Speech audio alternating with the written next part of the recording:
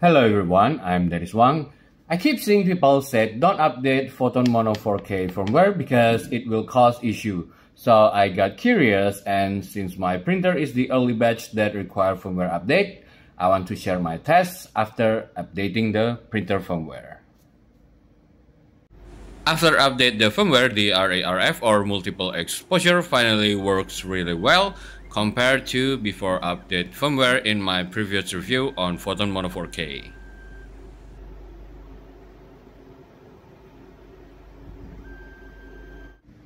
And this is the RERF print result. This is at 0.75, 1 seconds, 1.25, and it seems that my best exposure should be around 1.5 to 1.75 seconds. I think I will use about 1.6 seconds. So the print should take 51 minutes, and somehow after the bottom layers is passed about 4 layers, it turns into 6 minutes left of the print time. So there is actually something wrong after updating the firmware to the print time on the printer. Now after 146 layers, it shows that there's still 2 minutes left of print time. This is totally wrong. The print just finished, and here it says print finished took time 46 minutes, and the slicer show 51 minutes, so it is quite off.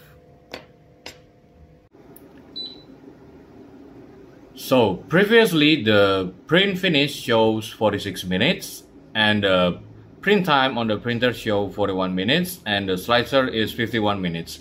Now I will use stopwatch to compare the real print time.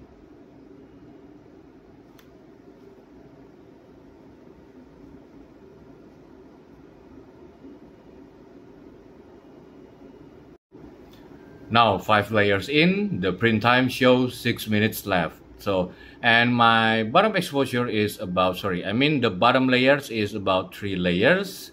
So I guess it changed after the bottom exposure, but 6 minutes left, that is weird. Now it is 1 more layer to finish. Stopwatch is at 44 minutes.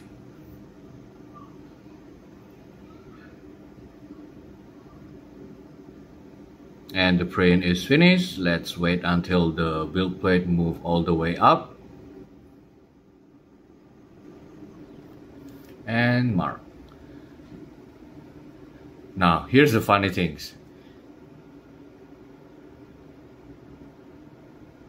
Print finish took time 2 hours 31 minutes. And this is so totally wrong.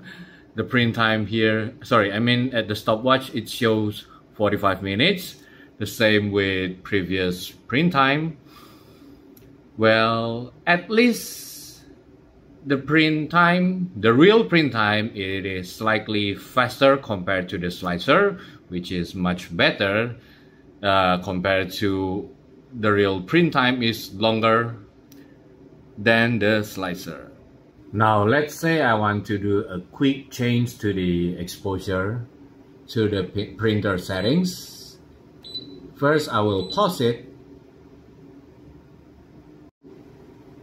and then enter the settings. Let's say I will change the bottom exposure to 2 seconds and continue print.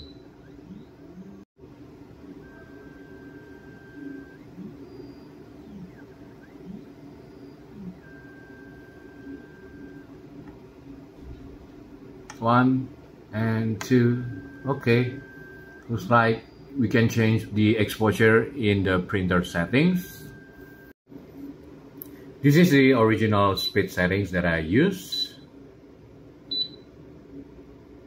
To my original speed settings that I am using 2-stage movement control with slow and fast speed. And now I change all the rising speed and retract speed all into 3. Sorry, I forgot this one.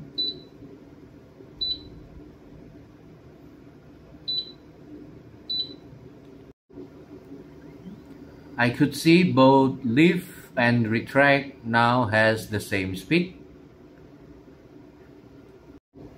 After changing the print speed here, I could see that the print time is also changed into faster print time. Yes, you could change your print settings here, but keep in mind, every time the print is finished or you restart your printer, the settings here return back to its original slice file.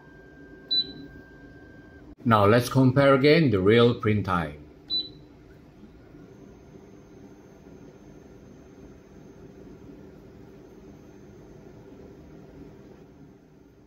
Again, the same situations happen. I have 3 bottom layers, and on the 4th layers, it turns into 6 minutes.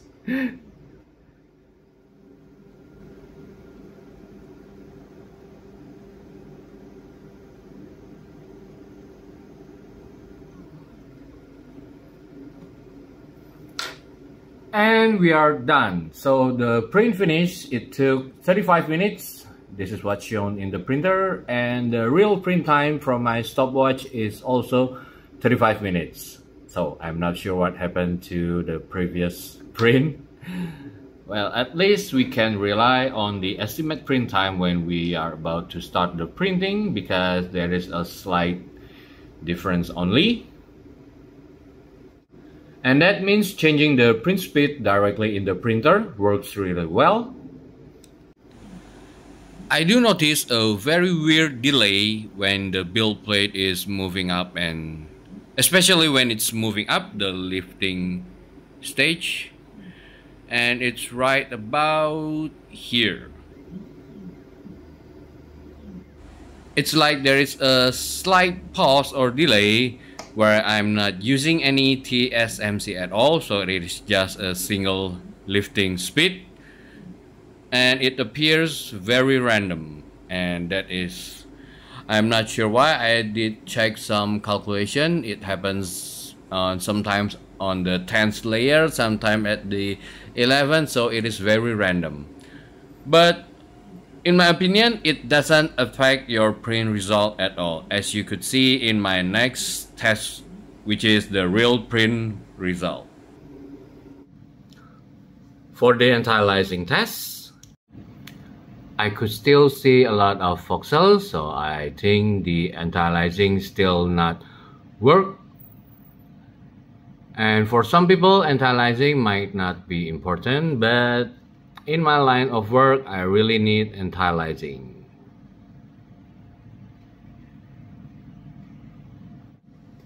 And for the real object print test, I print these shoes here. And you could see I have a very bad lines here and here and almost all over the place. And for your information, I am using the same print settings that I have always have good success before I update the printer. So I do the most logical things is I adjust the exposure. And this is the second test print. Seems much better, but I could still see some faint lines here. You could see the print lines here. This is the second test print. The print lines. And this is my third test print. Still some lines. After I adjust more of the exposure. And this is my final exposure adjustment. It is very clean, no print lines at all, and the details is sharp.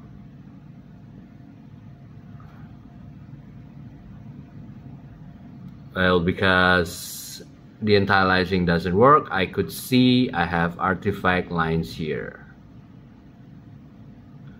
I know I'm not doing a very good job cleaning up these supports, but I'm sure you guys get my point. So if you're having trouble, you might want to adjust your exposure or your print settings again.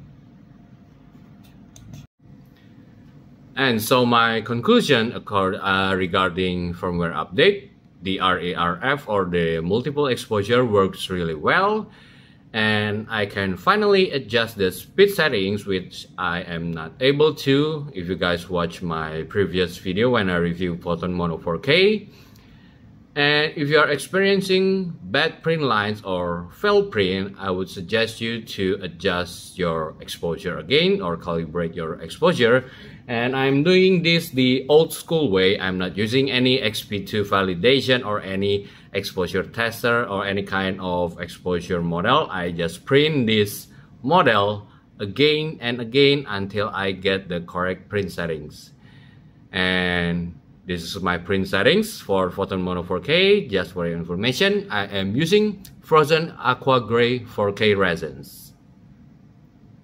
So what do you guys think about my test on this firmware update for Photon Mono 4K? Let me know in the comments section. And kindly subscribe to my channel, like this video, and if you want to support my channel directly, you could check my Patreon link in video description. And thank you everyone for watching.